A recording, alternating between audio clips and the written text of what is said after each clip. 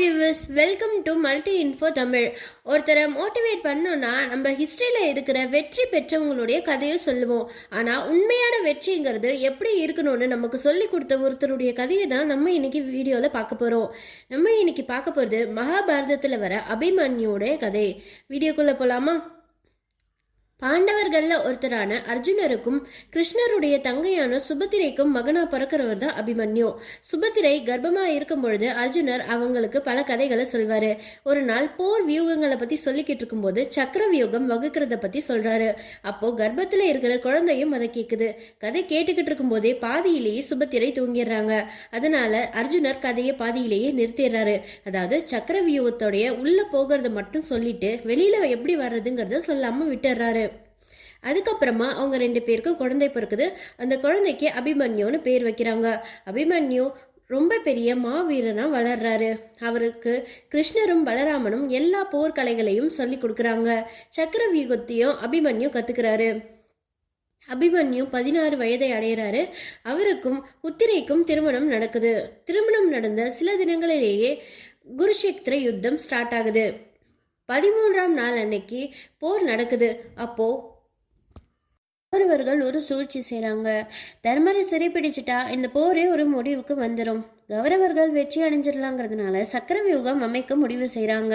பாண்டவர்கள் சைடில் சக்கரவியூகத்தை பற்றி தெரிஞ்சவங்க அர்ஜுனரும் கிருஷ்ணரும் தாங்கிறதுனால அவங்கள டைவர்ட் பண்ணி போர்க்களத்தை விட்டு வேற ஒரு திசைக்கு போர் செய்ய அனுப்பிடுறாங்க. முதல்ல நம்ம இந்த சக்கரவியூகம்னா என்னன்னு தெரிஞ்சுப்போம். பேருக்கு தகுந்த மாதிரி 7 அடுக்குகள் கொண்ட சக்கரம் போன்ற அமைப்பு தான் இது. ஆப்போசிட்லேருந்து போர் செய்கிறவங்க உள்ளே வர்றதுக்காக ஒரே ஒரு என்ட்ரன்ஸ் மட்டும் இருக்கும். அவங்க உள்ளே வந்ததும் அந்த என்ட்ரன்ஸும் க்ளோஸ் ஆகிடும். வியூகத்தோட மையத்தில் முக்கியமான படை வீரர்களும் படை தளபதியும் இருப்பாங்க. உள்ள வந்தவங்க ஒவ்வொரு வீரனை சாகடிக்கும் போதும் அந்த இடத்துக்கு வேற ஒரு வீரர் வருவாரு. தான் எந்த அடுக்குல இருக்கோங்கிறதே தெரியாம கன்ஃபியூஸ் ஆகி உளவியல் ரீதியாக பாதிக்கப்பட்டு அவங்க தோல்வியை அடைஞ்சிருவாங்க. வியூகத்தை பற்றி முழுசாக தெரிஞ்சுக்கிட்டவங்களால மட்டும்தான் அதை உடைச்சு அதிலிருந்து வெளியில் வர முடியும். இப்போது போர்க்களத்தில் சக்கர வியூகம் அமைக்கப்படுது. தர்மரை சிறைப்பிடிக்க முயற்சி பண்ணுறாங்க. அபிமன்யு ரொம்ப தைரியமாக அந்த வியூகத்துக்குள்ளே போக முடிவு செய்கிறாரு. அபிமன்யுக்கு வியூகத்துக்குள்ளே போக தெரியுமே தவிர அதிலிருந்து வெளியில் வர தெரியாது. அதனால் பாண்டவர்கள் அபிமன்யுவுக்கு உதவி செய்ய முடிவு பண்ணுறாங்க.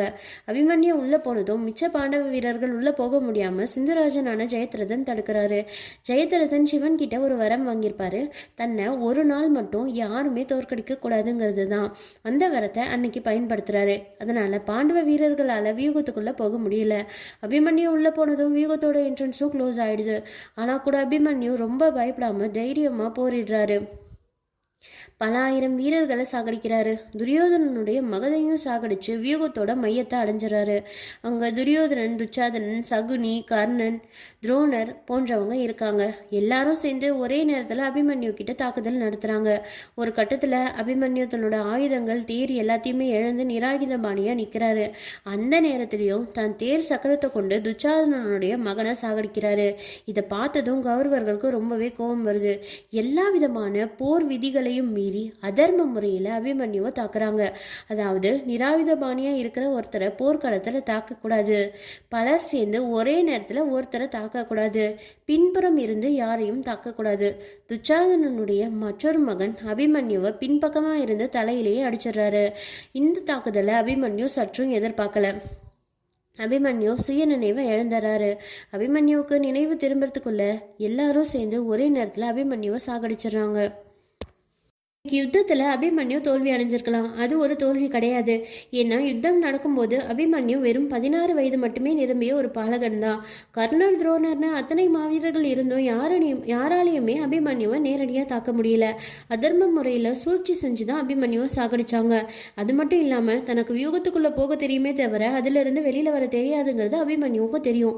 ஆனால் கூட அந்த சூழ்நிலையை சமாளிக்கிறதுக்காக அபிமன்யு ரொம்ப தைரியமாக உள்ளே போனார். அபிமன்யுவோட அந்த தைரியத்தையும் வீர தான் இன்னைக்கு வரைக்கும் நம்ம பாராட்டி பேசிக்கிட்டு இருக்கோம். உண்மையான வெற்றிங்கிறது ஒருத்தரை தோற்கடிச்சு நம்ம வின் பண்றது கிடையாது.